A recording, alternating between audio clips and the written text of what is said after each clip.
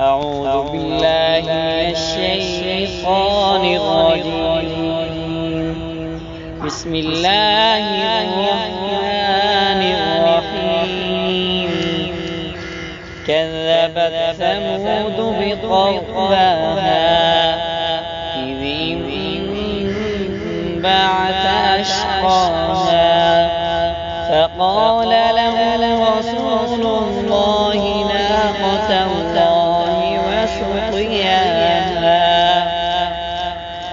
فكذبوه فعقروها فدمدم عليهم ربهم بذنبهم فسواها ولا يخاف عقباها.